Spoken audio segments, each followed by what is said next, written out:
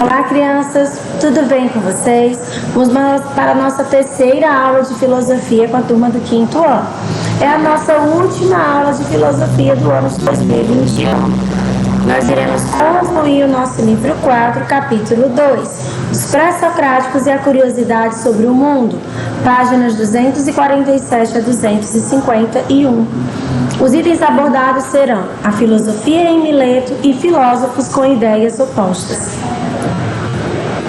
As atividades referentes a essa aula são mão na massa, páginas 250 e 251. Vamos começar na página 247, vamos falar sobre a filosofia em Mileto. Bom, primeiramente, por que a gente vai falar de Mileto, né, gente? Muitos filósofos, eles viveram em Mileto, que era uma cidade grega, uma antiga cidade grega. Sabemos que a filosofia, ela surgiu na Grécia, né? Nós vamos conhecer a ideia de 3 filósofos de Mileto: Tales, Anaximandro e Anaxímenes. Bom, gente, o Tales, primeiramente vamos voltar um pouco no tempo. Nós sabemos que esses filósofos pré-socráticos ou filósofos da natureza, eles acreditavam que tudo surgiu de um único elemento. Então, eles procuravam identificar qual é esse elemento e depois, posteriormente, saber como esse elemento se transformou nas coisas que nós temos hoje. Por exemplo, se eu acredito que o elemento que gerou tudo foi a água, como é que eu teria que provar depois? Como que a água virou uma planta, como que a água virou uma pessoa, um animal, enfim. Então, nós iremos agora estudar as teorias desses filósofos. O primeiro é o Tales, né? O Tales era um filósofo e matemático, né? Ele viajou pelo mundo e ele calculou a altura de uma pirâmide no Egito. Bom, vocês posteriormente, no Fundamental 2, ensino médio, irão estudar algumas teorias matemáticas do Tales, tá? Como foi que o Tales calculou a altura dessa pirâmide? Bom, ele foi esperto, ele mediu a sombra da pirâmide no mesmo instante em que ela estava com o mesmo comprimento da altura real. Ele não tinha como subir no topo daquela pirâmide, né? E sair medindo. Então, o que ele fez? Esperou a sombra projetada estar do tamanho da pirâmide real. E aí ele foi lá e mediu a altura real da pirâmide. O Tales, ele acreditava que a água era a origem de todas as coisas. Ou seja, da água foi que tudo surgiu. Precisamente, a gente não sabe o que ele quis dizer com isso. Por quê? Não dá para saber se ele quis dizer se tudo surgiu da água ou na água. Ele só dizia que a água era o elemento que originou todas as coisas. Então, a gente não consegue saber se surgiu na água ou da água. Talvez o Tales, ele quisesse dizer que tudo surgiu na água e a água deveria retornar quando chegasse ao fim. A gente também não tem certeza disso. Quando o Tales, ele esteve no Egito, ele observou o rio Nilo. E ele percebia que quando o rio Nilo avançava, que ele voltava, né? Ou seja, que ele certamente ele cedia um pouco. Ele percebia que aqueles campos que ficavam inundados, eles ficavam férteis. E também surgiam sapos, né? Surgiam alguns animais, algumas plantinhas, quando a água recuava ou quando chovia. Então, para ele observou tudo isso e achava que a vida tinha surgido da água, né? E ele também percebeu que a água podia se transformar em gelo e vapor e depois retornar à forma líquida. O Anaximandro também tentou explicar a origem de todas as coisas. Diferente do Tales, né? Ele não pensou em uma substância tão simples como a água. Ele dizia que o nosso mundo é um mundo possível apenas, não é isso? De outros mundos que devem existir que a gente não conhece. Então, ele dizia que tudo surgiu de algo que ele não sabia o que é. E por ele não saber o que é, ele chamava de o indefinido. Não é fácil definir o indefinido do Anaximandro, né? Mas ele nunca se referiu a uma substância assim tão específica como o Tales. Talvez ele acreditasse que tudo surgiu, né? Que tudo que surgiu era diferente do que originou e por isso não podia ser uma substância tão simples como a água. E como ele não sabia o que era, ele chamava de indefinido. Já o Anaxímenes, ele acreditava que também era uma substância primordial. Mas diferente do Tales e o Anaximandro, o Anaxímenes acreditava que essa substância primordial era o ar, ou a névoa. E ele dizia o seguinte, provavelmente o Anaxímenes ele estava familiarizado com a teoria do Tales sobre a água. Mas, aí você começa a analisar, de onde viria a água? O Anaxímenes dizia que a água seria o ar condensado, que quando chove a gente pode perceber que a água ela vai se condensar no ar. Quando a água se condensa ainda mais, ela se transforma em terra. Talvez ele tivesse observado terra, tivesse observado areia, tudo isso surgindo da neve derretida. Da mesma forma, ele dizia que o fogo seria o ar rarefeito, né? Que a terra, a água e o fogo, todos eles eram constituídos de ar. E por isso, o ar era a substância primordial. No nosso Conversa Vai, Conversa Vem, da página 248, eu pergunto a vocês, qual dos filósofos você concorda? Lembrando, nós não estamos aqui para dizer quem estava certo e nem quem estava errado.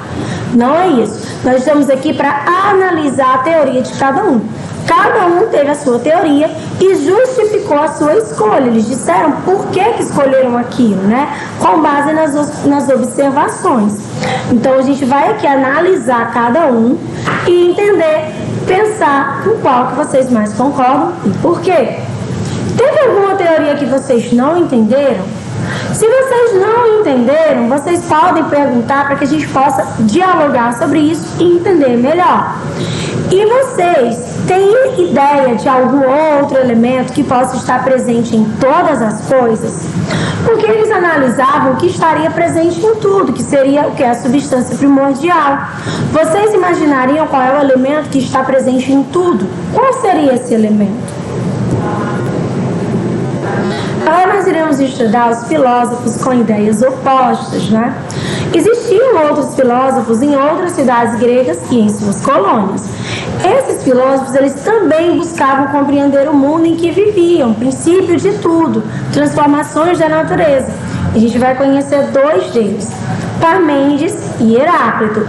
O Parmênides, ele era muito conhecido em uma dessas colônias gregas, né? Ele acreditava que a razão era a principal forma de conhecer o mundo, de modo que a razão ela tinha que estar acima dos sentidos. Aqui, gente, a gente pode perceber que a teoria dele é muito parecida com a teoria do Descartes. Se tiver de confiar entre os sentidos e a razão, vou ficar confiando na razão. O Parmênides dizia que tudo que existe sempre existiu, certo? Ou seja, tudo que existe no mundo sempre existiu. E isso era uma ideia muito comum entre os gregos, né? Que tudo que está ali sempre esteve ali. Nada surgia do nada. O Parmênides dizia isso. Da mesma forma que algo que existe não pode se transformar em algo diferente, né? Não pode se transformar em nada completamente diferente do que já é. Então, o Parmênides, ele estava ciente que existiam transformações na natureza. Ele percebia essas transformações através dos seus sentidos, mas ele não conseguia conciliar isso com a razão. E aí, quando ele colocava na balança, eu vou confiar na minha razão ou nos meus sentidos? Ele sempre confiava na razão dele, certo? Sempre escolhia a razão. O Heráclito, ele viveu na mesma época que o Parmênides, mas ele possuía uma ideia completamente diferente do Parmênides. Podemos dizer até que era uma ideia oposta, né?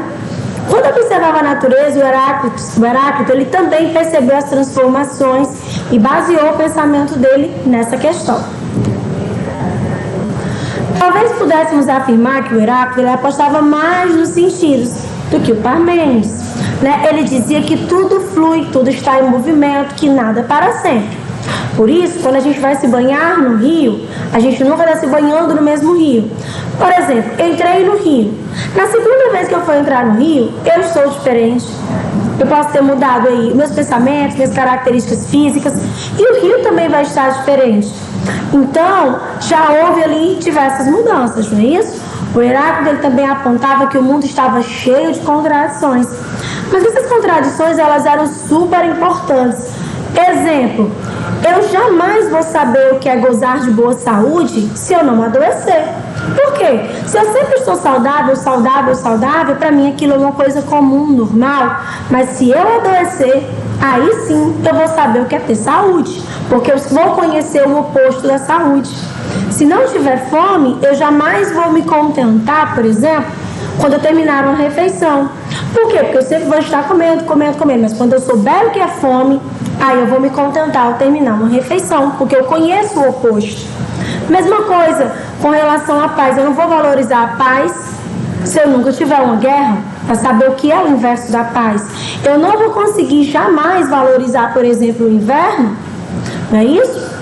Jamais vou conseguir, valorizar a primavera se eu não souber o que é o inverno. Então, tanto o bem quanto o mal, ele tem um lugar necessário. É importante para que a gente entenda, né, o oposto das coisas. Se não houvesse esse duelo constante entre os opostos, o mundo deixaria de existir. Então, é importante tanto o bem quanto o mal. E agora, gente, com qual desses dois vocês concordam? Com o Parmênides ou com o Heráclito? E quais são os pontos positivos de cada teoria deles? Como vocês podem observar essas duas teorias no mundo que a gente vive hoje? Peguem essas teorias e apliquem no nosso dia a dia atual, né?